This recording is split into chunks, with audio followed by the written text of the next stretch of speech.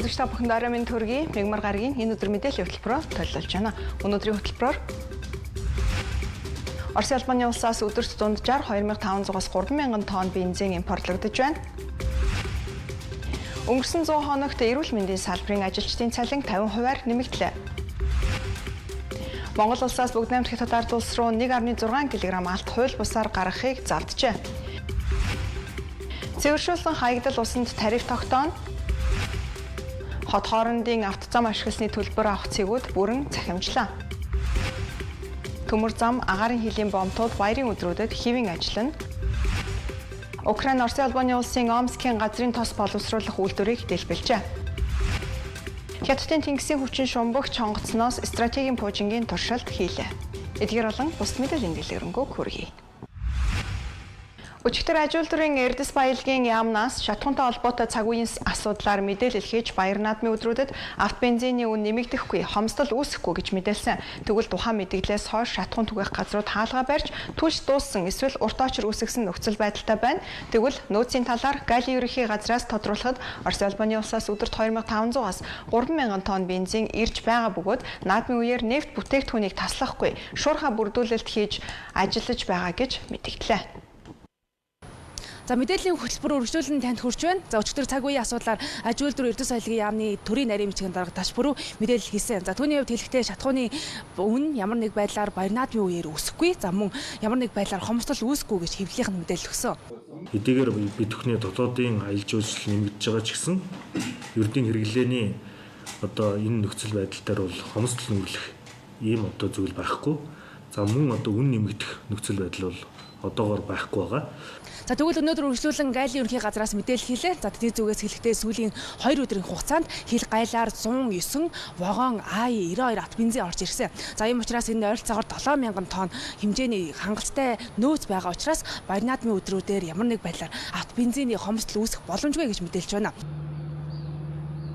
Галийн байгууллага дээр бүрдүүлэлт хийгдэж байгаа нефтийн бүтээгдэхүүн АИ-92 бензин дизель төсний бүрдүүлэлт бол тасралтгүй хэвийн хийгдэж байна. За бид та бүхэнд сүүлийн 2 өдөр хийгдсэн нефт бүтээгдэхүүний талаар мэдээлэл танилцуулъя. За 109 вагон АИ-92 бензин, 156 вагон дизель төлшийг Галийн хяналтанд авч Галийн бүрдүүлэлтийг хийж дууссан байна. Тэгэхээр энэ нь ойролцоогоор 7000 тонн бензин, 100000 тонн дизель төлш гэсэн үг. Тэгэхээр нефт бүтээгдэхүүнийг баярын өдрөдөө тасралтгүй шуурхай бүрдүүлэлт хийж ажиллахаар хариуцлагатай албан хаагчдыг нэмэлтээр томилж ачаалттай газруудад зохион байгуулж шуурхай зохион байгуулж ажиллаж байгаа гэж ойлгож байна. За тэгвэл нөхцөл байдал дээр бол тухайн ярианаас бол шал өөр зөрсөн нөхцөл байдалтай байна. За энэ талаар авто бензиний одоо борлуулалтын цэгүүдээс сэтгүүлч Наран Чимэг танд мэдээлэл хүргэх болно. За бид бол за нэгэн байршлын Тис Петролиум колонкийн гаднаас бол та бүхэн сурвалжлагыг үргэлжлүүлэн бол хүргэж байна. За харагдаж байгаачлан бол бидний ард нэлээдгүй олон машинууд бол за бензинд очирлож байна. За үүнийг бол зарим иргэд за зарим нэг худал мэдээлэлтэй холбоотой за зарим нь бол одоо колонкууд албаар ингээд байна уу гэдэг хардталтыг бол бидэнд хэлж байлаа. Яг дууссан юм бол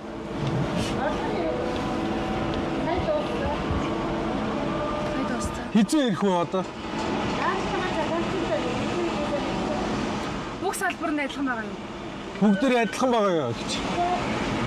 Өчигдрөөс хойш энэ дууссан байгаа юм уу? Сая дууссан. Сая бензингүүл баг шиг үлээ. Бензингүү гэж хариулдаг. Тий. За тэгээд энэ дэрэл очилч байна. Өчигдрөө төглөөл очилж явах шиг байна. Одоо харж байгаачлан юу ч алга. Петроусууд бол нэгэн ч алга. Тийм бүтэн тойроод ирлээ. Энд нэг очрлоод үзье та. За яг энэ уртсан байдлаар нэг хүмүүс нэг баахан шуум гаргаснаас болсон асуудал байж магадгүй.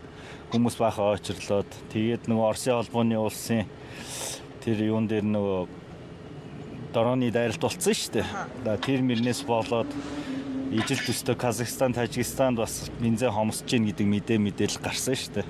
Тэгээд тэр нь ард түмэнд айгүй ойрхон тусаад бид нар чи ийм гашуун туршлагатай болсон учраас бүгдээрээ бензин авах гээд хөдөө гадаа явах гээд бензиний дүүргээд ингэ байж байна да. Боочтой. Бүгд л юм багш шүү дээ. Юусгүй нэг даймантай болов юм шүү. Ойлгохгүй л.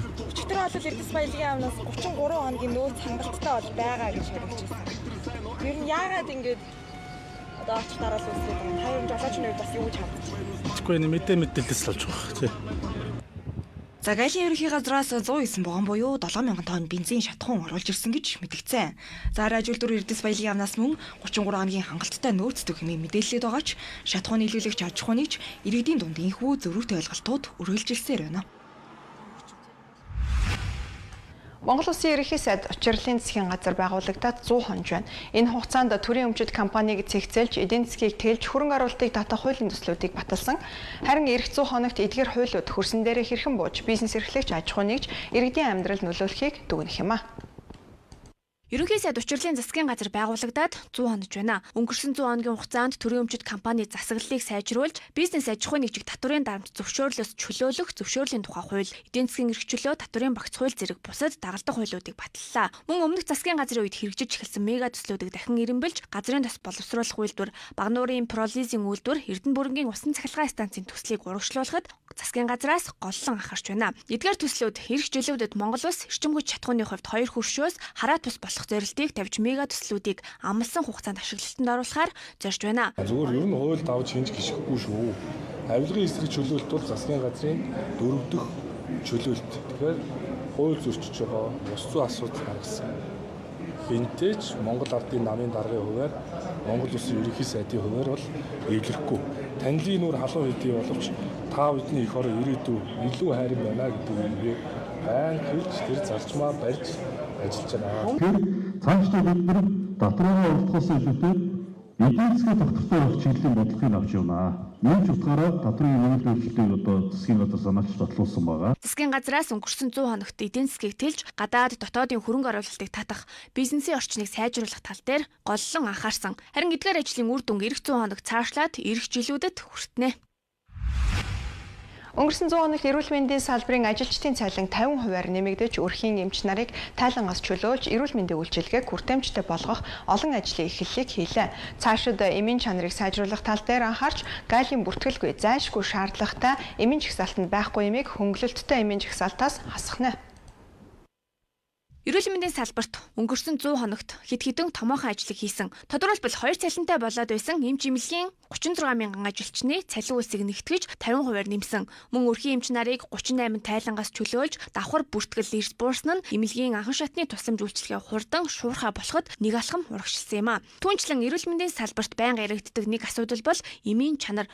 Монголд зарагддаг эм үнэтэй хэрнээ чанар муу гэсэн шүүмжлэл бий. Уг асуудлыг цэгцлэхээр эм эмнэлгийн хэрэгслийн үндэсний лавлагыг ашиглалтанд оруулж, жилд 4-өөс 5 мянган дээжид олон улсын стандартын дагуу шинжилгээ хийдэг боллоо. Тус лабораторид хөнгөлөлттэй ойлгодог 131 эмийг шинжилгээр төлөвлөснөөс 23 нэр төрлийн эмэнд чанарын шинжилгээг хийгээд байна. 2022 оны 11-р тогтоолоор 669 эмийг хөнгөлөлттэй эмийн чагсаалтанд оруулсан ч зарим эмийг гайлын бүртгэлгүй Монгол улсын хилээр оруулж, зайлшгүй шаардлагатай эмийн чагсаалтанд байхгүй эмийг хөнгөлөлттэй эмийн чагсаалтанд оруулсан зэрэг олон асуудал үүссэн байжээ. Цаашид лабораторийн шинжилгээгээр баталгаажсан нэр төрөл гарал үүслэн тодорхой эмийг уг чагсаалтанд оруулах юм а.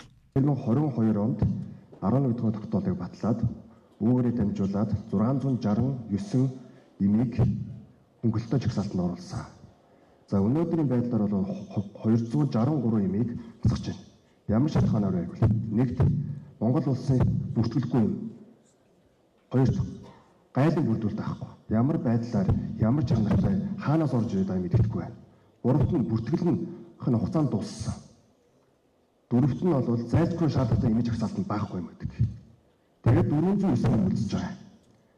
За тэгээд 409 дээр нэмээд бүртгэнэ. Санхүүжилт олгоно уу? За тэр жагсаалт нь яаж гарах вэ гэвэл эмнэлгүүдээс Монгол улсын иргэд ямар оншин бүлгээр хамгийн их өвдөд байна гэдэг жагсаалт нь аваад тэр оншин бүлгийн ямар юм эдгээд юм бэ гэдэг тэр юмыг оруулна. За цаашлаад нэгдсэн худалдаа авалтийнэ. Нэг өсөндө Монгол улсын эрүүл мэндийн яамны доор байдаг эмнэлгүүд жилдээ 370 тэрбумын худалдаа авалт хийдэг. Тэр худалдаа авалт нь бол янз янзын өөр үнэтэй хийгдэж байгаа юм. Тус-тусдаа. Тэгвэл эрүүл мэндийн эмнэлгийн хэрэгслийн тухай хуулийн дагуу нэгдсэн худалдаа авалт байна. Мөн эрүүл мэндийн салбарт төвлөрлийг сааруулж иргэдийн хүлээлтлийг бууруулах зорилгоор лавлгаа шатлалын тусламж үйлчилгээний санхүүжилтийг 81 тэрбум, даатгалын санхүүжилтийг 153 тэрбум төгрөгөөр өнгөрсөн 100 хоногт нэмэгдүүлээд байна. Монгол Улсын эдийн засгийг уул уурхаагаас хараад бус болгох дараагийн салбарыг эрчим хүч хэмээн тодорхойлсон. Эрчим хүчний салбарт оюутлогоо шиг томоохон хөрөнгө оруулалт татаж сэргээгдэх эрчим хүчний их усрыг нэмэхэд засгийн газрын бодлого чиглэх юм. Монгол Улсын эрчим хүчний хэрэглээ жилээс жилд нэмэгдэхийн хэрээр хойд хөрш рүү урсах валют өссөөр байна. Дотоодын их усрыг нэмэх эрчим хүчний томоохон төслүүдийг хөтлөхөөр үндэсний дата төв байгуулахаар болсон. Монгол Улс сэргээгдэх эрчим хүчний нөөц боломжтой ч өнгөрсөн хугацаанд хууль эрх зүйн гацаа энэ салбарт байсныг ийхүү чөлөөлж хөрөнгө оруулалт татгаар эрэлхийлж байна. Уул уурхаагаас хараат эдийн засгийг эрчим хүчний салбараас эхлэн солонгоруулах том зорилтыг засгийн газраас тавьсан бөгөөд оюутлагаатай дүүцгүйц том хөрөнгө оруулалтыг энэ салбарт татна гэсэн хүлээлттэй. Үүний эхлэл болгож ирэх намрын чуулганаар дата төв байгуулах өгөгдийн тухай хуулийг улсын их хурлаар хэлэлцэх юм а. Дараагийн том төсөл бол маш тодорхой. Энэ бол эрчим хүчний салбарт орж ирнэ. Бидний онолж байгаа энэ салбар бол дата төв байгаа. Дата төв дээр сонирхлоо илэрхийлсэн гадны хөрөнгө оруулагчид маш их байна. Мэдээллийг хамгаалдаг, тийм мэдээллийг дамжуулах эрх зүйн орчныг бий болгож өгөөч. Хоёрдугаар тийшээ хөрөнгө оруулалтыг татрын орчныг бий болгож өгөөч, бодлогоо тодорхой болгож өгөөч. Харин ойрын хугацаанд Сэлэнгийн 70 мегаваттын хүчин чадалтай дулааны цахилгаан станц болон 5 аймагт баригдах дулааны станцын төслүүд эрчим хүчний дутагдлыг нөхөх юм а. Сэргээгт чинь нэг айгүй өндөр байдаг гэдэг үгээс шүү дээ. Тэсэн чи одоо үн чинь буурч байгаа. Хоёр дахь Сэлэнгийн 70 мегаватт байна. Хятадаас нэг нэмэлт авахаар бас нэг 80 мегаватт байна. За тэгээд бөөрөлжүүд тийг бол өргөдөх шаардлагатай гэж би үзэж байгаа. За ингээ нийслэл дээр бол Дэнжин мянга хийн станц гэдэг ер нь их усруудыг нэмж байгаа. Бэлтгэлийг бол ажил авснаасаа шууд хангасан шүү дээ. Эрчим хүчин дээр бол гол анхаарлаа хандуулаад энэ ухаалаг тохируулгуудыг тавиад ингээд явж байна. Хүмүүс бол тохируулга хийх хэрэгтэй. Эрчим хүчний салбарыг бол ашигтай орлоготой цалин үлс өөрөө тавиад явах чиглэлэн илүү одоо хандуулахаар л ингэж ажиллаж байгаа. Тэр их усрын хувьд бол бид нар 100 жин бэлтгэл хийв. Одоо бол энэ 100 бүтээн байгуулалтын ийм сарууд шүү дээ. Тэр 12 сарын 1 гэхэд бол 5 энэ сэргээгт станц орно гэж зорж байна. Одоо энэ наадмын дараа бол Сэлэнгийн 70 орчно. За дээрэс нь тест 4 дээр бол 9 дугаар зуухыг засварын асуудлыг хөгжлийн банкнаас сүүл шийдвэрлсэн. Тэр 27 хоног бол ингэ давна. Ер нь ингээд бэлтгэлийг бол сайн хийж байна шүү. Хоёр дахь засгийн газраа дамнан ажиллаж байгаа Шадар сайд дор чонд инхүү эрчим хүчний салбарт реформ хийхээ амласан. Түүний амлалтанд 2 жилийн дараа иргэд дүнгээ тавих юм а. Гайлын байгууллага энэ оны эхний хагас жилийн байдлаар улсын хэмжээнд 2047 зөрчил илрүүлэн шалгасан байна. Үүнээс 52 үйлдэл нь гэмт хэргийн шинжтэй болохыг тогтоож холбогдох байгууллага шилжүүлсэн байна. Мэдээллийг хүргэе. За гайлын байгууллага энэ оны эхний хагас жилийн байдлаар улсын хэмжээнд 2047 зөрчилөө илрүүлэн шалгасны 52 үйлдэл нь гэмт хэргийн шинжтэй байжээ. Тухайлбал Монгол улсаас бүгд найрамдах Хятад ард улс руу 1.6 кг малт, бүгд найрамдах Турк улс руу 12.2 кг алтан гэдлэл хууль бусаар гаргахыг завцсан зөрчлийг илрүүлж цагдаа болон тагнуулын байгууллагад шилжүүлжээ. Албаныхны мэдээлснээр нийт илэрсэн зөрчлийн 83.5% нь импорт, 16.5% нь экспорт холбоотой байсан бөгөөд өмнөх оны мөн үеэс зөрчлийн тоо 17%-аар өссөн байна. Харин нийт зөрчлийн 47.1%-ийг татвараас зайлсхийсэн 23.5%-ийг тарифын болон тарифын бус хязгаарлалтай барааг хууль бусаар нэвтрүүлсэн зөрчил эзэлж байна. За мөн томоохон боомтууд дээр, олон улсын боомтууд дээр улсын хилээр алтыг хууль бусаар гаргахыг завцсан үйлдэлийг гайлын байгууллага бидан илрүүлсэн 1.6 кг алтыг хууль бусаар илрүүлэх гэсэн үйлдэлийг илрүүлсэн. За мөн орох чиглэл бүгд найрамдах Турк улсаас ирсэн иргэн биедээ 12.2 кг алтан эдлийг нууж оруулж ирсэн зөрчлийг эрдэнэтийн эмнэлт шалгалтаар гайлын байцаагч илрүүлсэн зөрчлийг бид илрүүлсэн байна. Мөн гайлын байгууллагын дотоод хяналт сахилга ёс зүйн хүрээнд 91 албан хаагчид шалгалт хийж 6 албан хаагчид ёс зүйн зөрчил тогтоон арга хэмжээ авчээ. Түүнчлэн байгууллагын хүний нөөцийн зохицуулалтын хүрээнд 83 албан хаагчийг шилжүүлэн тамилсан бөгөөд үүний 26-на замын үздэх гайлын газарт хийгдсэн байна. Энэ нь боомтын ачаалал болон үйл ажиллагааны хэрэгцээнд нийцүүлэн хүний нөөцийг оновчтой хуваарлах зорилготой гэж мэдээллээ. Усны нөөц хомсдож байгаа энэ үед цэвэршүүлсэн хаягдал усыг дахин ашиглах асуудал улам чухал болж байна. Гэвч ийм төрлийн усыг зохицуулах эрх зүйн орчин тодорхойгүй байгаа нь хэрэглээ, тариф болон ашиглалтын асуудалд хүндрэл үүсгэж байгааг салбарынхан онцоллоо. За хот суурины ус хангамж аривтгалын хуульд нэмэлт өөрчлөлт оруулах шаардлагатай байгааг улсны салбарын мэргэжилтнүүд хэлж байна. Учир нь бохир усыг цэвэршүүлэн дахин боловсруулсны дараах ус нь шууд ундны усны зориулалтын цэвэр ус биш, мөн энгийн хаягдал усч биш тул одоогийн хууль эрх зүйн ангилалд тодорхой байр суурь эзэлдэггүй байна. Үүний улмаас цэвэршүүлсэн хаягдал усыг ямар зориулалтаар ашиглах, ямар байгууллага нийлүүлэх, үнийг хэрхэн тогтоох, хэрэглээний стандартыг хэрхэн мөрдүүлэх зэрэг асуудал эргэцсэн хувь тодорхой бус хэвээр байгаа юм. Энэ шинээр бий болж байгаа үйл ажиллагааг одоогийн энэ улс орны эдийн засаг нийгмийн энэ хөгжлийн төвшөнд одоо нийцүүлж хуулинд нэмэлт өөрчлөлтийг оруулах ийм үндсэн зорилготой хэлэлцүүлэг явагдаж байна. За мөн одоо энэ хаягдал усыг дахин боловсруулах энэ үйл ажиллагаа маань усны их үүсвэрийн талаас гүний болон гадаргын усан дээр шинээр нэмэлтээр бий болж байгаа цоош нь усны их үүсвэр бий болж байгаа. Тэгэхээр энийг бас одоо хуульчилж хууль эрх зүйн үед одоо оновчтой зохицуултыг гаргах зорилготой ийм хэлэлцүүлэг болж байна. Мэргэжилтнүүдийн үзэж буугаар цэвэршүүлсэн хаягдал усыг үйлдвэрлэл, уул уурхай, ногоон байгууламжийн усалгаа, зам талбайн цэвэрлэгээ зэрэг ундны бус зориулалтаар ашиглах боломжийг хууль стандартаар наривчлан зохицуулах шаардлагатай байна. Ингэснээр цэвэр усны хэрэглээг бууруулж, усны нөөцийг хамгаалах, дахин ашиглалтыг нэмэгдүүлэхэд бодит ахиц гарах боломжтой гэж үзэж байна. Хот суурины ус хангамж ариутгах татварын тухай хуулийн зохицуулалт бол цэвэр ус болон одоо бохир устай холбоотой үйл ажиллагааг зохицуулсан байдаг. Гэтэл одоо энэ дахин ашиглах цэвэрлсэн ус бол одоо цэвэр ус биш, бохир ус биш. Энэ одоо хуулийн одоо зохицуулах энэ үйлчилгээнд хамрагдахгүй ийм үйл ажиллагаа байгаа учраас энийг одоо хуульчлах эрх зүйн үед одоо энэ үйл ажиллагааг нь зохицуулж ийм зорилго. Тарифын үед бол одоо яг энэ хот суурины ус хангамж ариутгах татварын үйл ажиллагааны үн тарифыг зохицуулж байгаа усны зохицуулах хорооны одоо эрх үүргийн хүрээнд одоо энэ үн тарифыг зохицуулах ийм ерөнхий зохицуултыг энэ хуулийн шинжилсэн төсөлд тусгасан байгаа. За иймээс хот суурины усан хангамж ариутгалын тухай хуульд цэвэршүүлсэн хаягдал усны ангилал, чанарын шаардлага, хэрэглээний чиглэл, тариф болон хариуцлагын тогтолцоог тусгайлан тусгах нь ундны усны салбарын хөгжлийг дэмжих чухал алхам болохыг холбогдох албаныхан онцоллоо. Увс аймгийн Улаангом сум Увс нуур чиглэлийн 2639 км хатуу хүчилттэй автозам өнөөдөр ашиглалтанд орж зорчих хөдөлгөөнийг нээлээ. Энэ зам ашиглалтанд орсноор Увс аймгийг зорин эрх жуулчдын тоо нэмэгдэж аялал жуулчлал хөгжих нэг боломж нэгдэж байна. Уг замын хөрөнгө оруулалтыг улсын төсөвт суулган ашиглалтанд оруулахад тус нутгаас сонгогдсон улсын хурлын гишүүн Чойжил Сүрэн болон аймаг орон нутгийн удирдлагуудын удаан хугацааны идэвх санаачлаг их байжээ. Увс аймгийн Улаангом сумыг Увс нууртай холбосон хатуу хүчилттэй зам өнөөдөр ашиглалтанд орж тус сумын нээлтэнд улсын хурлын гишүүн Чойжил Сүрэн болон аймгийн удирдлагууд оролцлоо. Увс аймгийн хувьд өнгөрсөн хугацаанд Улаанбаатар хоттой хатуу хүчилттэй замаар холбогдсноор Херос нуурыг зорин ирэх гадаад дотоодын аялагчдын тоо нэмэгдсэн бол өнөөдрөөс Увс нуурыг зорих дотоод гадаадын аялагчдын тоо мөн өснө гэж тус аймгаас сонгогдсон улсын хурлын гишүүн орон нутгийн удирдлагууд үзэж байна. Улсын төсвийн 45 тэрбум төгрөгийн хөрөнгө оруулалтаар баригдсан тус замын бүтээн байгуулалтын ажил 2025 онд эхэлж өнөөдрийнхүү ашиглалтанд орж байна. Нэгдүгээр сургуулийн унган хөгт. За энэ гишүүн байх хугацаанд бол нэгдүгээр сургуулийнхаа хичээлийн дотор хичээлийн байрыг нэг шинжилж гэмсэн. Сургуулийн стандартыг өөрчилж гэмсэн гэдэг ийм хүсэлтэй явсан.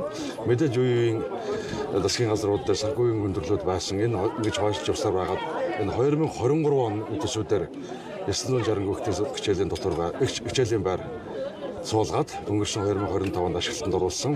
Одоо 150 хүүхдийн дотор байр. Одоо хөлбөмбөгийн талбай биш л дээ спортын байгууламж болж байгаа. Хөлбөмбөгийн талбай гэдэг нь. Энэ бол манай улстай биш гэх юм учраас баруун бүстэй байгаагүй юм тогтчлолтой.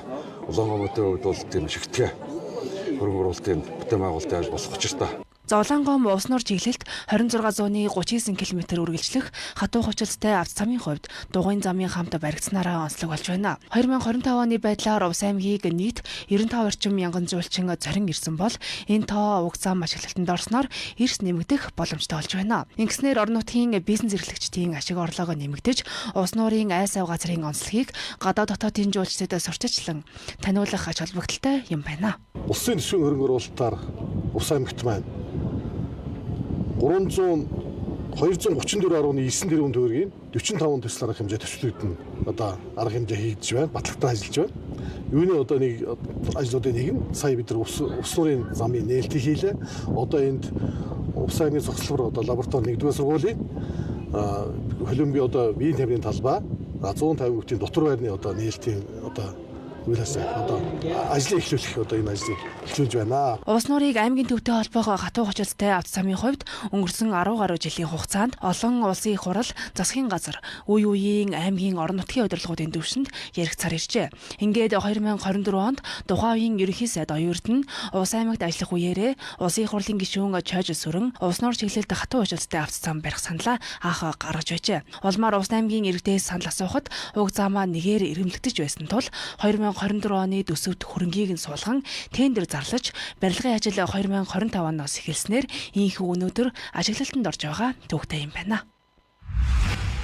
Үзэгч та бүхэн хугацааны зар сурталчилгааны дараа хөтөлбөрөө үргэлжлүүлэн улаавч үзнэ үү?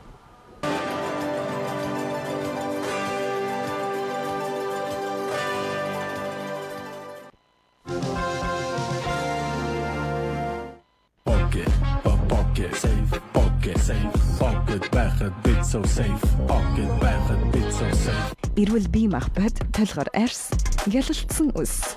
Энэ бол омега дэд зэрэглэлийн урамлын тос. Та 16.5% хүртэлх өндөр хүүтэй хадгаламжаа нээлгээд 100 саяын эзэн болоорой. Ариг банк.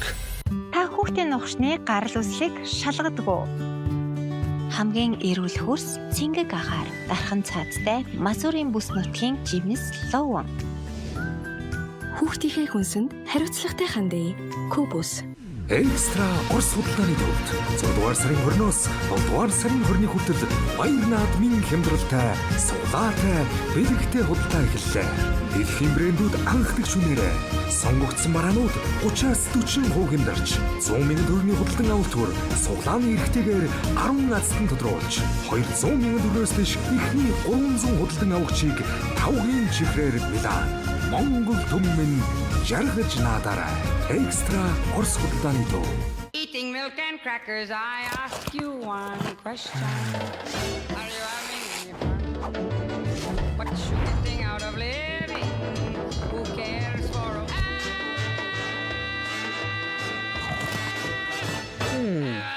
Илүү хорио, илүү хөгжил. Хөлбөмбөгийн дэлхийн аварга шалгаруулах тэмцээнээ цаг алдалгүй үздэг жинхэнэ фанатууд минь наашаа анхаарлаа хандуулна. Та гэрээсээ, ажил дээрээ бүр нойлдоо сууж байсан ч гэсэн FIFA 2026-гийн алтан мөчүүдийг зөвхөн Mobihome View-гээс цаг алдалгүй нөхөж үзэх боломжтой. FIFA 2026 багцаа яг одоо худалдаа тав. Наадмын дээл гоёл чимээлэл аяны хэрэгслээ нэг дороос. Shell Export. Альпен Голд шоколадны гайхамшигтай амтны үүсгэх эерэг давлгаа. Заавал эргэн ирдэг.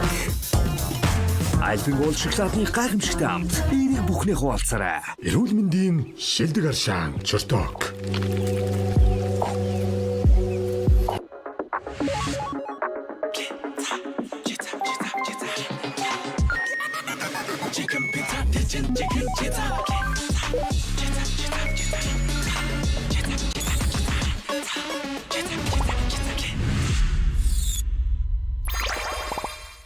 Eating milk and crackers, I ask you one question. Are you having any fun? What you getting out of living? Who cares for a...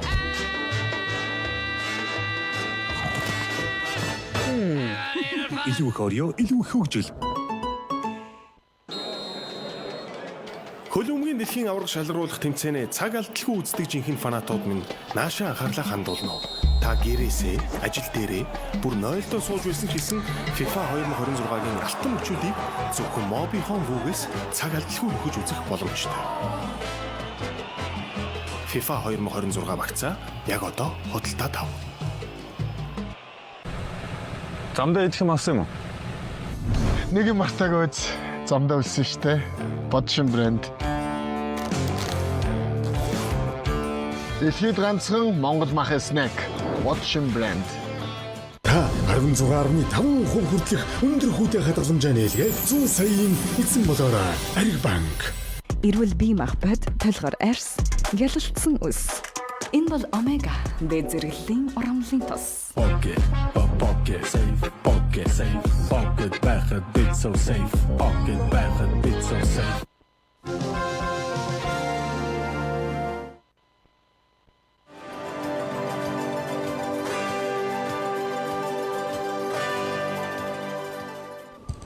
Хот хоорондын автозам ашигласны төлбөр авах цэгүүд бүрэн захин системд шилжлээ. Ингэснээр төлбөр авах цэгүүдийн ачаалал дараалал буурч жолооч нар бэлэн мөнгөөр тооцоо хийх шаардлагагүй болсон байна. Харин автозам ашигласны төлбөрийн 20 орчим тэрбум төгрөгийн өөр хуримтлагдсан тул албаных нь төлбөрөө хугацаанд нь барагдуулахыг иргэдэд анхааруулж байна. За хот хоорондын автозам ашигласны төлбөр авах цэгүүд бүрэн захим системд шилжлээ. Ингэснээр төлбөр авах цэгүүдийн ачаалал дараалал буурч жолооч нар бэлэн мөнгөөр тооцоо хийх шаардлагагүй болж байна. За захим төлбөрийн системд шилжснээр орлогын төлрүүлэлт эрс нэмэгдэж 2022 онд 13 тэрбум төгрөг байсан бол 2025 онд 34 тэрбум төгрөг болж өсөд байна. Улсын хэмжээнд нийтдээ 33 төлбөр авах цэг маань 2022 оноос хойш шатараатаагаар захимжаад энэ оны 6 сард бүрэн захим хэлбэрт шилжсэн байна. За захим хэлбэрт шилжснээр 2021 онд нийтдээ 13 тэрбум төгрөгийн төлбөр төвлөрүүлж исэн бол 2022 онд зарим төлбөр авах цэгүүд маань захимжснаар нийтдээ 23 тэрбум төгрөгийн төлбөрийг авц замын санд төвлөрүүлсэн. За гэвч одоогийн байдлаар автозам ашигласны төлбөр 20 орчим тэрбум төгрөгийн өрөөсөд байгаа бөгөөд энэ нь улсын автозамын сангийн орлогыг бууруулж замын засвар арчлалтын ажлыг санхүүжүүлэхэд сөргөөр нөлөөлж байгааг албаныхан онцоллоо. Иргэд өр төлбөрөө бүрэн барагдуулснаар уг хөрөнгө улсын автозамын санд төвлөрч орон нутгийн автозамын засвар арчлалт ажиглалтыг сайжруулахад зарцуулагдах юм а. Ер нь бол энэ төлбөрүүд орж ирснээрээ цаг хугацаанд төлөгдснөөрөө зам засвар замын арчлалт маань сайжирч л орж ирнэ л дээ. Энэ төлбөр мөнгө маань их бага байсан учраас замын засвар арчлалтууд маань ер нь шаардлагад нийцгүйгээр тийм ээ их дутуу хийгдэх тохиолдлууд их байдаг л да. За үндэсний их баяр наадмын өдрүүдээр иргэдийн орон нутг руу зорчих хөдөлгөөнийг саадуулахгүй байх үүднээс өртөө тээврийн хэрэгслийг нэвтрүүлэх зохицуулалт хийгч баяр наадмын дараагаас автозам ашигласны төлбөрөө барагдуулаагүй жолооч нарын хувьд төлбөр авах цэгийн хаалт автоматар нээгдэхгүй бөгөөд өрөө бүрэн төлсөний дараа зорчих боломжтой болохыг албаныхан анхаарууллаа. Иргэд автозам ашигласны төлбөрөө e-зам цэгийн мэн, e-Mongolia, e-баримт, автобокс, HiPay, гэрээгээ, Social Pay, Coupay, Toki, Most Money зэрэг захим төлбөрийн сувгаараа төлөх боломжтой юм байна.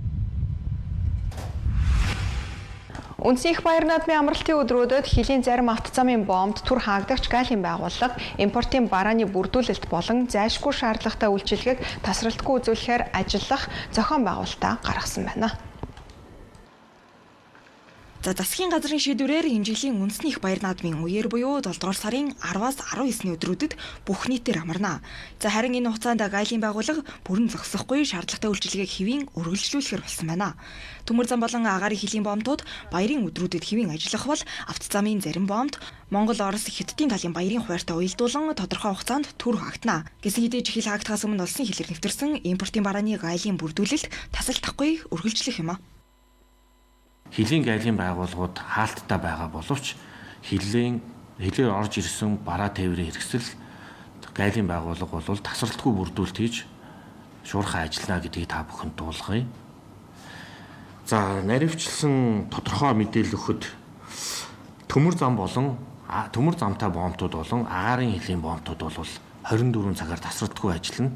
За үүнд бол Чингис хаан олон улсын нэгс онгоцны буудал, алтан булагдах боомт, за ирээн цав ханх боомтууд бол ажиллана.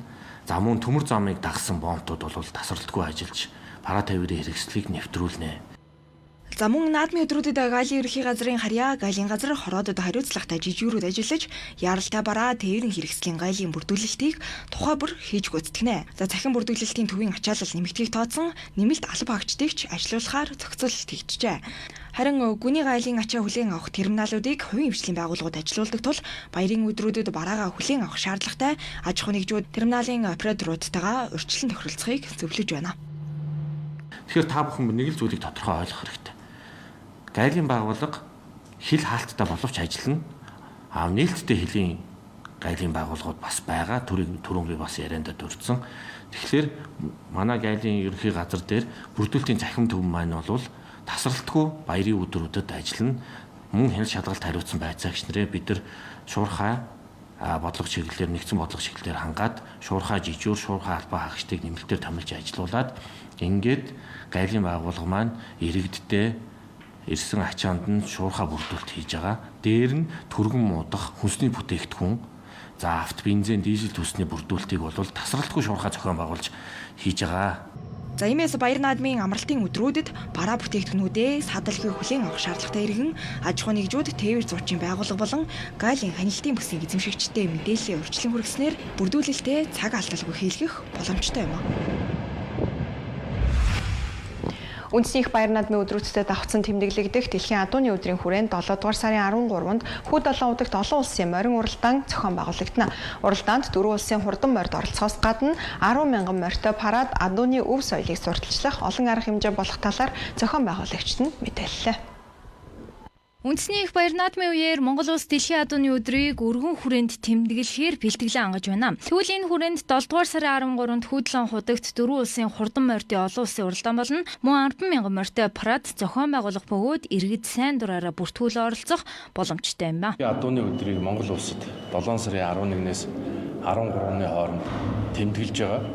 За үүний нэг арга хэмжээ бол одоо 7 сарын 13-нд өглөө 07 цагаас 10:30 хооронд олон улсын уралдаан бол. За олон улсын уралдаанд нийт 4 улс одоо энд ирж морьдоо оролцуулна. Манайхаас одоо морь түрээсэл буюу худалдаж аваад өөрсдийнхөө нэр дээр морьоо оруулна. За ингээд олон улсын уралдааны дараа 11:40-оос 1:40 хооронд төм морины парад явна. За энэ параданд одоо ойролцоогоор 10,000 морь одоо оролцохоор аймагуд, төрийн бус байгууллагууд оролцохоор ингээд мэдээлэл илэрхийлээд байгаа.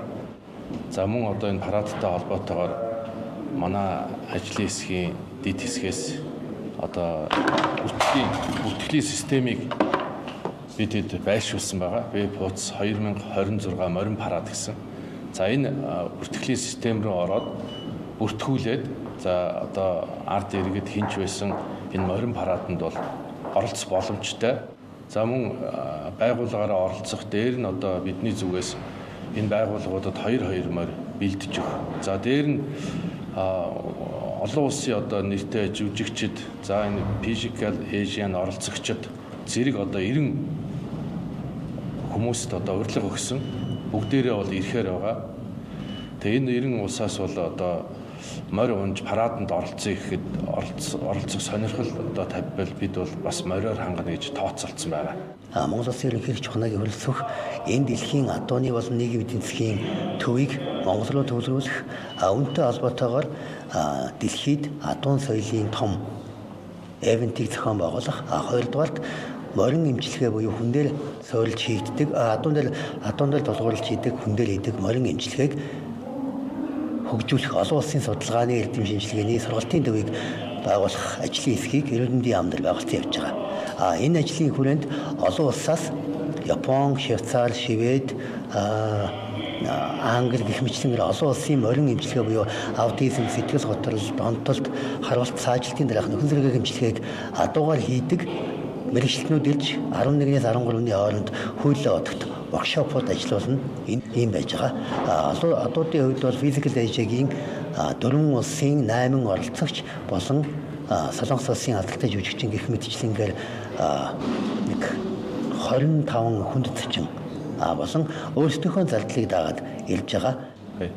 7 сарын 13-ны өдөр Хүү 7 удаг дээр морь барааны талбай хажуутаад Монгол адууны өв соёлыг сурчсан томоохон одоо хотхон хүрээг байгуулж байгаа. За энэ үеэр бол одоо маш олон Монгол адууны соёлыг сурчсан олон талтай арга хэмжээ зохион байгуулагдана.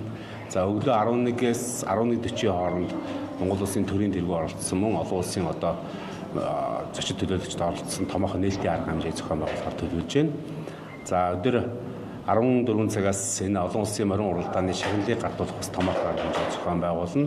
За орой 19 цагаас одоо дэлхийн адууны өдрийн хаалтын арга хэмжээ болох томоохон одоо Монголын одоо урдаг соёлын томоохон одууд оролцсон шоу тоглолтыг зохион байгуулахаар ингээд соёлын чиглэлээр ингээд төлөвлөд ажиллаж байна. За энэ хотхон арга хүрээний арга хэмжээнд дээр бас Монгол адууны соёлыг сурчсан за аригны фестивал зэрэг одоо томоохон ийм одоо арга хэмжээ мөн одоо жороо морины уралдаан, адуучин тэмцээн, за морьт харваа зэрэг одоо ингээд олон ийм уралдаан тэмцээнүүд бас энэ 13-ны өдөр бол хөтөлбөрт одоо орсон бэлтгэл ажил нь хангалтад ингээд явж байгаа. Ингээд дэлхийн адууны өдрийн үеэр хөдлөн худагт Монгол адууны түүх өв соёл уламжлалыг сурталчлах тусгай үзэсгэлэн соёлын талбай ажиллана. Арга хэмжээнд гадаад дотоодын зочид төлөөлөгчид оролцож Монголын адууны соёлыг олон улсад сурталчлах, үүнээс гадна морин спорт, уламжлалт, өв соёлтой холбоотой уралдаан тэмцээн, фестивал зэрэг олон арга хэмжээг зохион байгуулахаар бэлтгэл ажлыг бүрэн хангаж байгааг зохион байгуулагчид онцоллоо.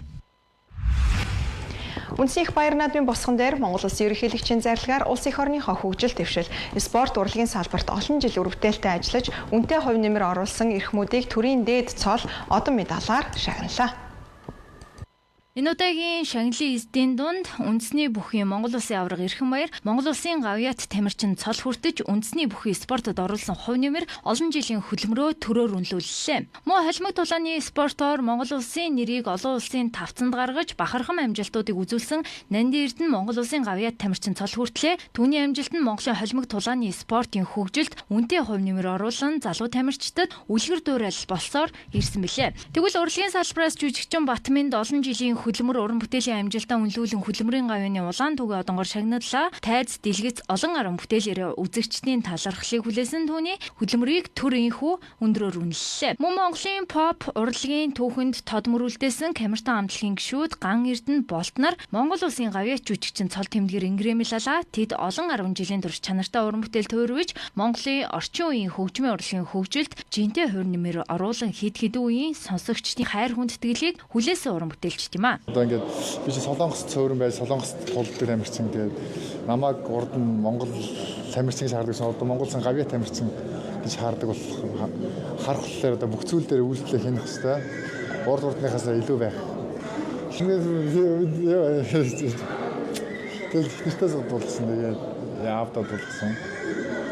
Шаарлал хүн болгонд сайхан үлээж мэдээж 26 жил толгойлуугаар зөвхөн тулдны учраас амар зүйл биш шүү дээ. Дунд нь зөндөө ялагдсан үе бас байгаа. Аав маань зодог тайлаач, болооч хангалттай шүү дээ. Тэгэл цөхүүлж унах үе мэн тэ. Хэцүү үед мэн гэж хэлжсэн болж бүгдэнд авч дийлж энэ амжилтыг гаргаснаас баяртай байна. За тэгэл олон шагналын эзэн болоор Монгол төрд үргэлж хайрлагдж яваарай гэдэг үгийг хэллээ. Тэгэхээр төрөөс өгж байгаа шагнал учраас шагнал болгонд би хүндэтгэлтэй хандна. Баярлалаа гэж хэлье. Монгол төрдөө баярлалаа. Баярлалаа.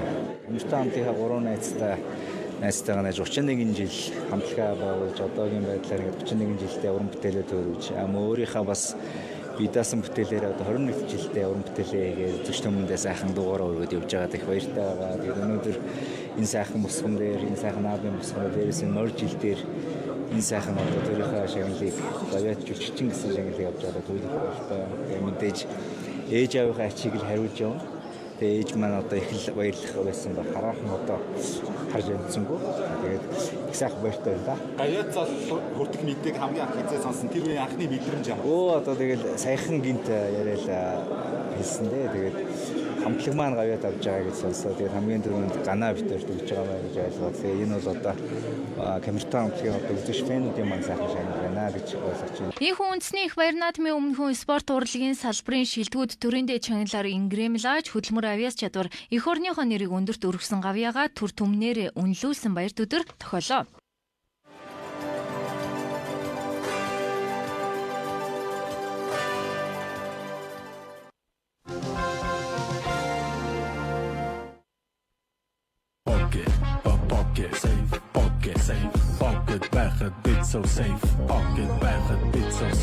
Эрүүл бие махбод толгор арьс, гялалтсан үс. Энэ бол омега дээд зэрэглэлийн урамлын тос. Та 16.5% хүртэлх өндөр хүүтэй хадгаламжаа нээлгээд 100 саяын эзэн болоорой. Ариг банк.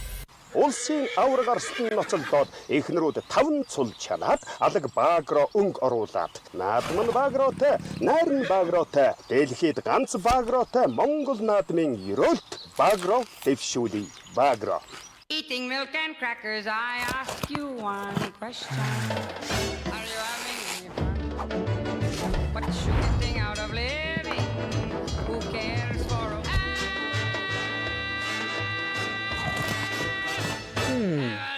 Илүү хорио, илүү хөгжил. Наадмын дээл, буйл чимэлэл, аяны хэрэгслээ нэг дороос. Shell Export.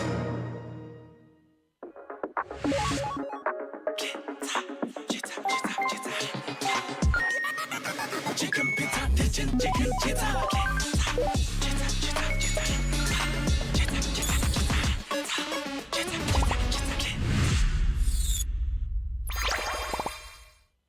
мэндийн шилдэг аршаан чорток.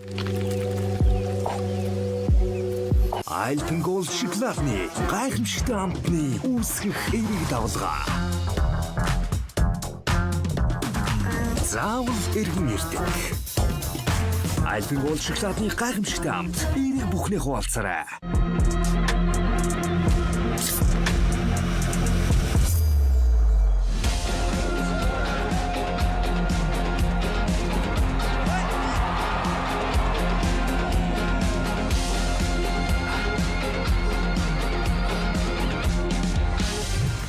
Pepsi Wild хөтөлбөр эхэллээ. Хөтөлбөрт Pepsi-гийн бүх бүтээгдэхүүн хамрагдарна. Pepsi илүүд тэмүүл.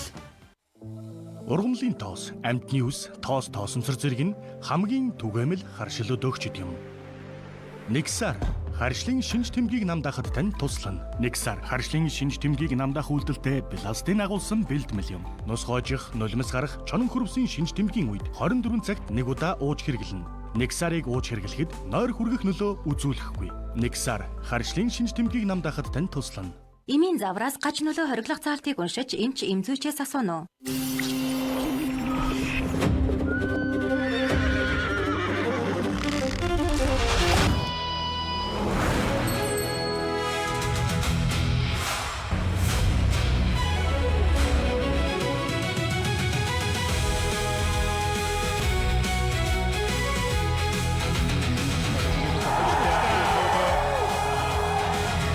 Монгол түмний сайхан надараа KFC.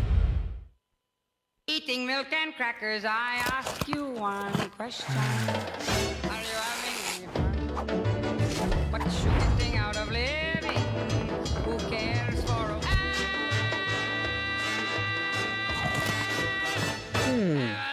Илүү хорио, илүү хөвжил. Финкаролыг ургамлын харшил, нус хоожих, нулимс гарах, чонон хөрвс, арьсны загтнаа хүнс болон эмийн гаралтай харшлын шинж тэмдгийг намдаахад хэрэглэнэ. Финкаролыг ууж хэрэглэхэд нойр хүргэх нөлөө үзүүлэхгүй. Хэрэглэхийн өмнө эмч эмзүүч нараас зөвлөгөө авна уу? Эрдэс тусыг пластикт савлаж болохгүй. Учир нь пластик савлгаа нь нарны тусгал, температурын нөлөөллөөс эрдэстэй урвалд орж, хүний биед микропластик өрөмтлөгдөж байдаг. Микропластикийн эрсдлээс сэргийлье. Нарзан. Та 16.5% хүртэлх өндөр хүүтэй хадгаламжаа нээлгээд 100 саяын эзэн болоорой. Ариг банк. Эрүүл бие махбод толгор арьс, гялалтсан ус.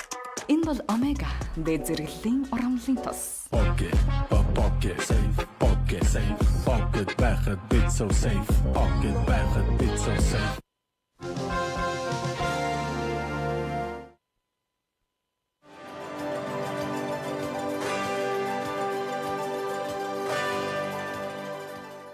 Үнсийнх баяр наадмын босгон дээр Монгол Улсын ерөнхийлөгчийн зарилгаар улс их орныхоо хөгжил дэвшил, уул уурхай хөдөө аж ахуйн салбарт олон 10 жилийн турш үр бүтээлтэй хөдөлмөрлөж үнэтэй хувь нэмэр оруулсан эрхмүүдийг төрийн дээд цол одон медалаар шагналаа. Энэ үеэр Эрдэнэт үйлдвэрийн ерөнхий захирал Ёндон болон Увс аймгийн Ахмад Малчин халзан хүүнаар Монгол Улсын хамгийн дээд хүндэтгэлийг нэг болох Хөдөлмөрийн Баатар цолыг авчээ.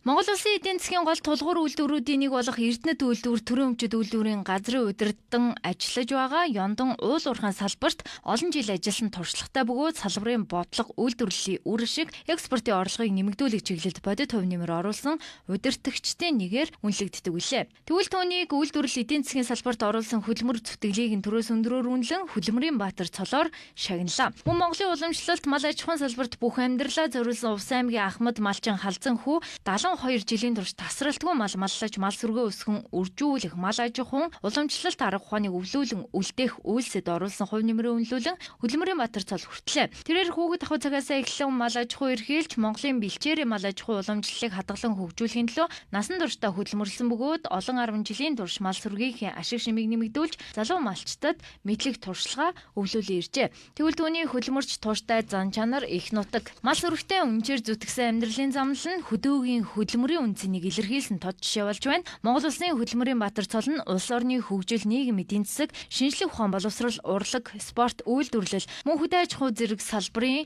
онцгой гавьяа байгуулсан иргэдэд олгодог төрийн дээд хүндэтгэл юм а. Тэгвэл энэ жил төрийн дээд чангалын эзэд дунд үйлчилгээний салбарт олон жил ажилласан болон боловсролын салбарт өндөр хувь нэмрээ оруулсан эрх мэдээд Монгол улсын үйлчилгээний гавьяат ажилтан болон Монгол улсын гавьяат багш цол тэмдгээр шагналаа. За яг одоогоос 35 жилийн өмнө би уулын инженер Марк Шредер гэдэг эрхэм сайхан мэргэжлийн дипломыг Орсын улбаны улсад иргэдүйн багш нараас гардаж авч ирсэн. Яг ингээд 35 жилийн дараахын өдөр бас энэ хөдөлмөрийн баатар хэмээх хүнтэй цолыг өгсөндөө туйлын баярлж байна. Мэдээж одоо төрийнхөө сүлдэнд алтан соёмбондоо одоо сүлдэн бүргэж байна. Төрүүлж өсгсөн бас аав ээжтэй гэр бүлийнхэндээ бас талархаж байна. Би анх 91 онд ингээд уул одоо салбартаа хөдөлмөрийнхээ гарааг эхэлжсэн уулуурхайн хүрээлэнд анх ажлын гараагаа эхэлж 10 жил эрдэм шинжилгээ судалгааны ажлыг эрхэлсэн. Энэ хугацаанд бас Монгол улсад Марк Шредерийн мэргэжлийг анх бий болгоход одоо анхны багш нарын нэг болж бас мэргэжилтэн бэлтгэхэд бас гар бие оролцсон. За энэ 35 жилийнхаа бас 23 жилийг энэ одоо хөдөө орон нутагт уурхайд ажиллаж эхнэр хүүхдээ дагуулад Монгол улсынхаа 5 уурхайд ингээд дамжиж томилогдож ажилласан. Намайг үнэлж ингэж төрийн дээд одонгоо ингэж шагнаж байгаа түүлийн баяртай байна. Би Хувс аймаг Өндөрнгаас хүмүүс ирлээ. Хэдэн жил мал малж байна? Би 72 жил малж байна. Одоо ч гэсэн мал малж байна. Тэгээд би юу нурдаар одоо аав ээжтэй баяр хүргэмээр байна. Одоо өнөөдрийн хувьд аав ээжтэй баяр хүргэе.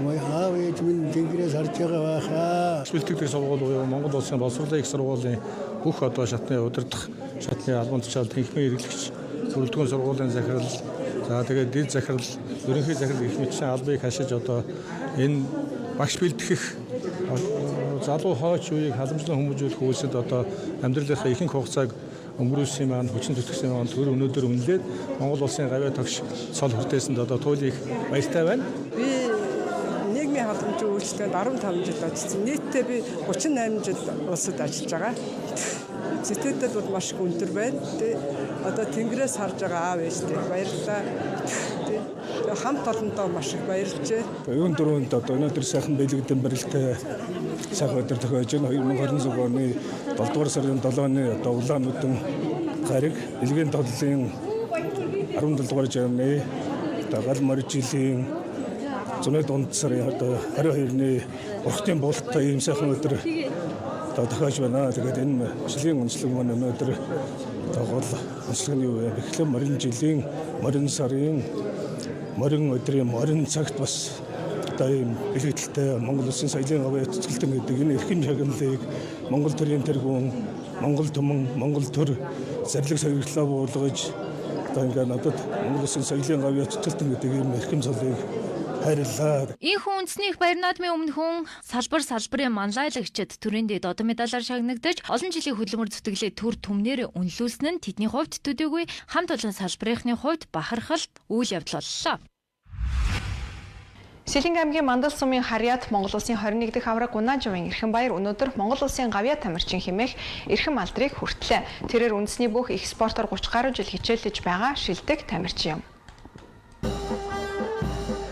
Хүннү гүрэн байгуулагдсны 2235 жил Их Монгол улсаа байгуулсны 820, үндэсний эрхчлөө тусгаар тогтнолоо сэргээ мандуусны 115, ардын хувьсгалын 105 жилийн үндэсний их баяр наадмын босгон дээр Монгол улсын ерөнхийлөгч зарлиг гаргаж салбар үртэй мандаасын эрхмүүдэд төрийн дээд цол одон медаль гардуулан өгч баяр хүргэж байна. Өнөөдөр олон сайхан эрхмүүд шагнал авснаас Монгол улсын үндэсний бүхий авраг, жижиг цүгийн дэлхийн цомын авраг, Сэлэнг аймгийн Мандал сумын Харьяат Унаажвын эрхэм баяр Монгол улсын гавьяа тамирчин болж Сэлэнг түмэн бүхэл тайртай монголчуудаа баярлууллаа. Нутгийнхаа энэ бүхэн өгсөн сэтгэлтэй олон сайхан улсуудын дэм тусламжаар бас өнөөдөр бас энэ авраг гэдэг эрхэм хүндтэй цолыг хүртэж дээрээс нь төрдөө өнсүүлсэндээ маш их баяртай байна. Тэгээд нутгийнхаа 100 олон удирдлагуудаа энэ бүхэн өгсөн сэтгэлтэй бүх хүмүүстээ маш их талархаж явдгийг шүү гэдгийг бас хэлье. Тэгээ өнөөдөр бас би цэргийн хүн онцгой байдлынхаа ерхий газрын Харьяа аврах спортроонд бас тамирчнаар ажилладаг. Тэгээ нийт одоо онцгой байдлынхаа албан хаагчдад удахгүй болох 105 жилийн баярын мэндийг дэвшүүлье. Тэгээ та бүхэн маань Дэнч хотод сайхан наацгаагаараа ажилласан өрөөё.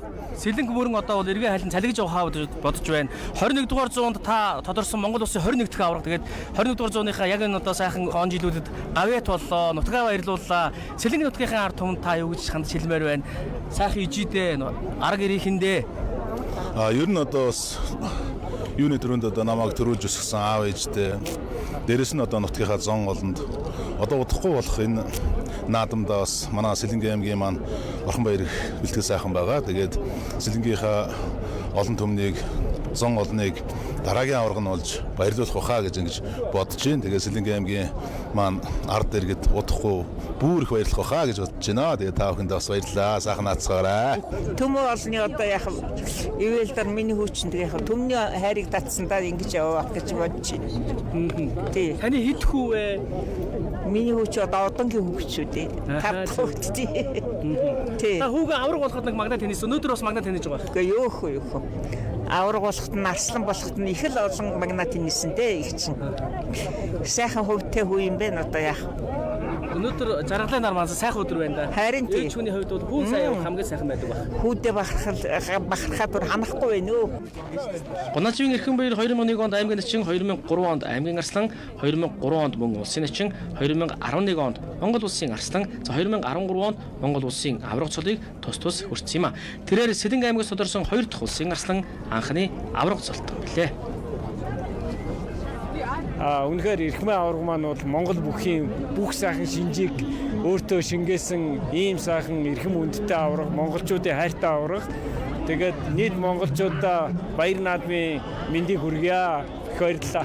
Үндэсний үнэт зүйлээ түгээн дэлгэрүүлнэ гэдэг бол тухайн хүн болж төрсний бас нэг том гавь авах. Тэгээд олон жил үндэсний спортороо хичээлээд оргилд нь хүрээд тэгээд араасаа энэ олон сайхан залуучдыг дагуулад ингээд замыг гаргаад аваа явна гэдэг бол хүн хүний тухайн хүн бүрээ монгол хүний бас үүрэг байх. Тий, ер нь бол бүх хүн ингээд амжилт гаргаад төрүүлж болно. Тэгвэл яг Монгол сайхан ирийн шинжийг хадгалаад олон хүнийг бүхэд дуртай, хайртай болгоно гэдэг бол өөрөө үлгэр жишээ гэж би өвдө боддог. Тэгээд дээрэс нь эрхэм баяр аварга маань бол зөвхөн өөрөө барилдаж аварга болохоос гадна дэлхийн одоо спортын маш олон төрлөөр хичээлдэг.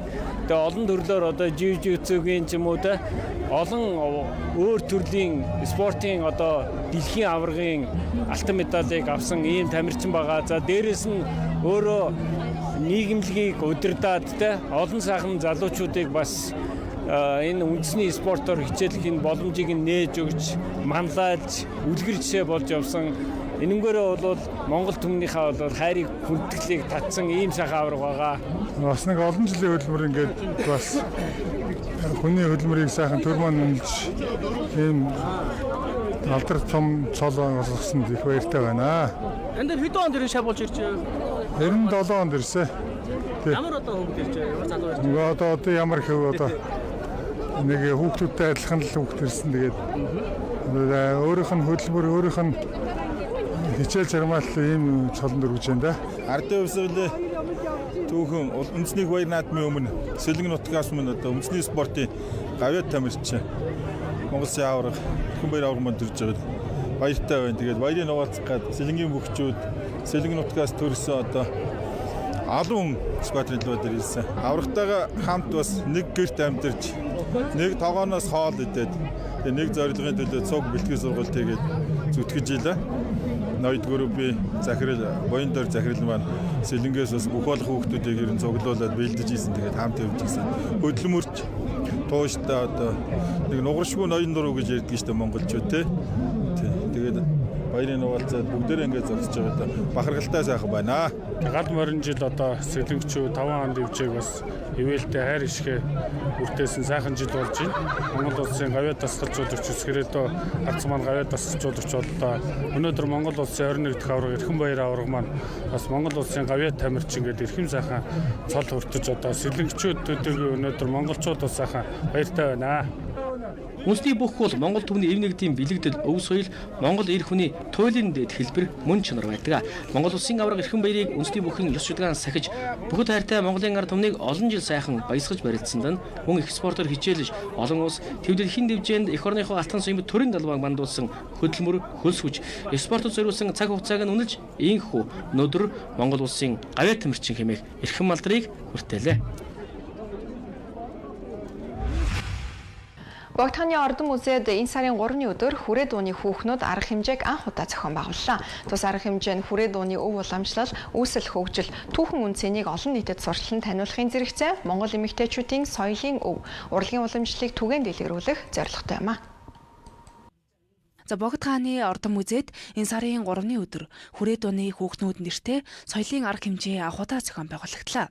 Уг арга хэмжээ нь хүрээ дууны өв уламжлал, түүх, эмэгтэйчүүдийн соёлын өвийг олон нийтэд сурталчилан таниулах зорилготой юм а. Хүрээ дуу нь Монголын ардын богино дууны нэгэн онцлог төрөл өгөөд 19-с 20 дугаар зууны ихэнх үеийн нийслэл хүрээний ахуй амьдрал, цан заншил, ёс дэг, хүмүүсийн харилцааг уран сайхны хэлээр илэрхийлсэн үнэт өвд тооцогддог.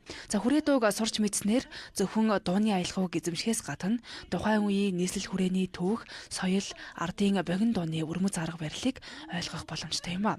За арга хэмжээг санаачлагчдын зүгээс Монгол эмэгтэйчүүдийн уламжлал төр төрөх, хүмүүжил, гоо зүй, ёс заншлыг орчин үеийн хүмүүст сэргээн таниулах зорилгоор энэхүү үйл ажиллагааг зохион байгуулжээ. Мөн хүрээ дуу, хүрээний соёлын чиглэлээр олон жил судалгаа хийсэн эрдэмтэн доктор багш нарыг урьж оролцуулан ихтгэл хэлэлцүүлэг, ярилцлагыг зохион байгуулжээ.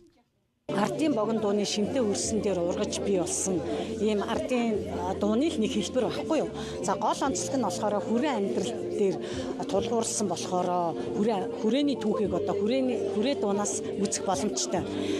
За онцлог нь хүрээ дууны үг бол тухайн цаг үе нийгэмтэй холбоотой өөрчлөгдөж явж идэг. Харьцангуй аян тогтвортой байдаг байхгүй. Тэгээ хүрээ дууны гол онцлог бол ая дандаа байдаг. Ая дан гэдэг маань нөгөө аялгуунаасаа юугаар ялгаатай гэхээр юм хүүрнэн өгүүлэх аялгуулын ярихыг л ая дан гэдэг юм байна л да. Тэгээ хүрээ дуу гэдэг маань өөрөө яг одоо хүрээний найр наадмаас үүссэн юм дуу байхгүй юу. Аялгуунда ганган дэгжин чимэглэл орсон, донж маягтай, хоолойны янз янзын цоглогууд орсон, нөгөө л углаа. Гэт энэ аялгуунда их онцлогтой. Тэгээд хүрээ дууг бол ер нь ардын богино дууны сонгодог арга барил гэж бас судлаачид үтсэн байдаг шүү дээ. Тэгэхээр хүрээ дууг одоо сурч мэдснээрээ хүрээний түүхийг нэгдүгürt мэдэх нь, хоёрдугаарт ардын богино дууга яг ардын сайхан арга барилаар нь дуулахад маш хэрэгтэй байхгүй юу? Ер нь бол хүрээ дуу гэдэг бол тухайн үеийн Монголын түүхтэй сашгүй холбоотой. Тэгэхээр бид нар энэ үйл ажиллагааг зохион байгуулахдаа ер нь түүхэн талаас нь олон нийтэд танилцуулъя.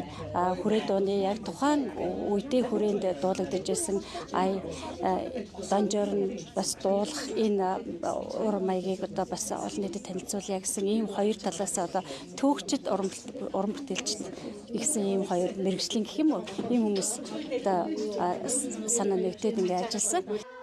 За анхудаа зохион байгуулагдсан хүрээ дууны хүүхнүүд арга хэмжээ нь хүрээ дууны үнц нь Монгол эмэгтэйчүүдийн уламжлал соёл, өвийг сэргээн таниулсан онцлог үйл явдал болж өнгөрлөө.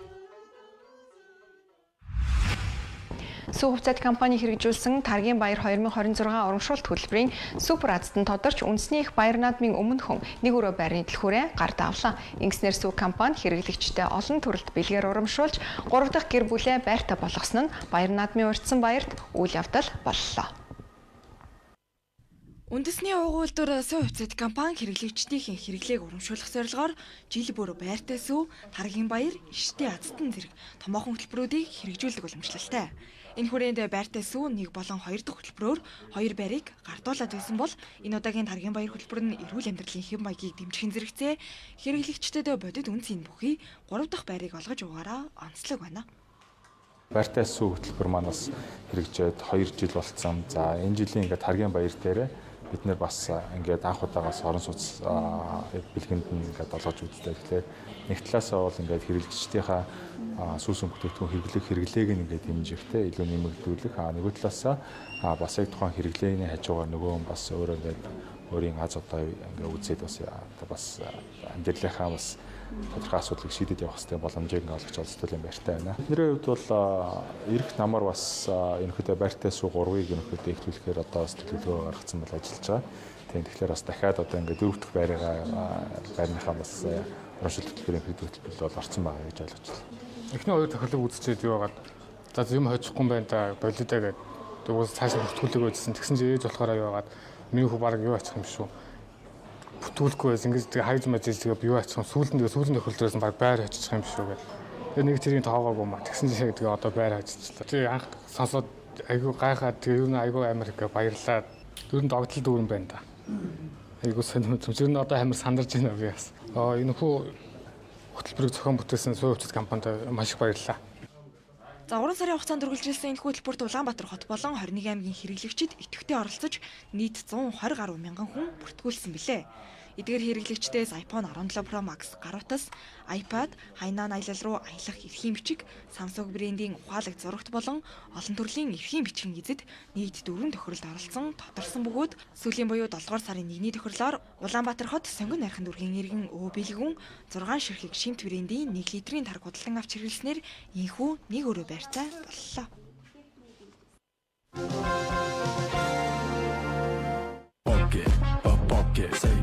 Pocket safe. Pocket байхад bit so safe. Pocket байхад bit so safe. Эрүүл бие махбод